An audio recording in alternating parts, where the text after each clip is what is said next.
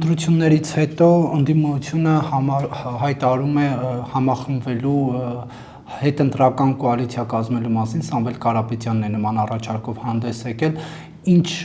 զարգացումներ կարող են տեղի ունենալ, ընդդիմությունը ինչ գործողություններ կարող է իրականացնել։ Ես ենթադրում եմ, ոչ մենք գիտենք, ոչ էլ իրենք գիտեն։ Իրենք ամենայն հավանականությամբ սպասում են Ռուսաստանից հրամանագրերի, հետո իրենք կորոշեն։ Նախ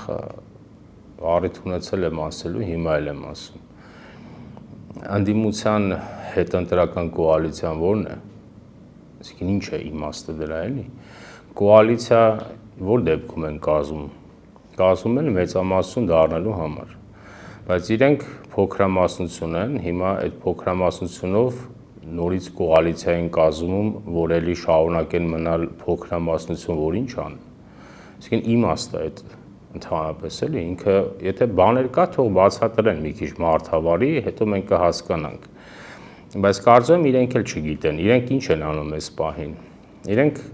մեզ զբաղացնում են հանրության մի հատվածին, մինչև տեսնեն Ռուսաստանից ինչ կարգավորումներ է գալու։ Մի պահ ասում են կվերցնենք, չենք վերցնի, դրանով են զզվզվում։ Հիմա էլ նոր բան են հնարել, հետընտրական կոալիցիա կազմեն։ Նախ ասեմ ձեզ, իրենք բոլորն իրար հետ են։ Ֆորմալ իմաստով իհարկե առանձին կուսակցություններով են կամ դաշինքներով են մասնակցել ընտրություններին։ Հավանաբար այդպես անհրաժեշտ է եղել տեխնոլոգիական տեսանկյունից։ Որտեվ եթե իրենք վստահ լինեին, որ իրարից ձայներ չեն խլելու, իրենցից ձայներ չի գնալու, հավանաբար միասին կմասնակցեն, որտեվ կարող է այն մեկը չի ուզում այն մեկին ձայն տա, մեկը չի ուզում այն մեկին միավորվի, դրա համար ասել են ամեն մեկը առանձին մնացեք, ձեր ձայները պահեք ձեր հետ, հետո կհասկանանք։ Թե չէ իրականում իրենք բոլորն իրար հետ են։ Իսկ հետընտրական պրոցեսներ անել իրենք չեն կարող, որովհետև նախ իմաստ չկա, հիմք չկա։ Հետընտրական պրոցես եթե անելու լինի, մենք պետք է անենք, որովհետև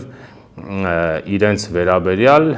եւ իրենց կողմից կաշառքների բաժանելու հսկայական բաներ կան, չէ՞, փաստական նյութ կա։ Այդ մենք պետք է իրենց դեմ բանենք, ոչ թե իրենք հետընտրական պրոցես։ Հիմա իրենք հետընտրական պրոցես են անում իրենց արած այլանդակությունների համար։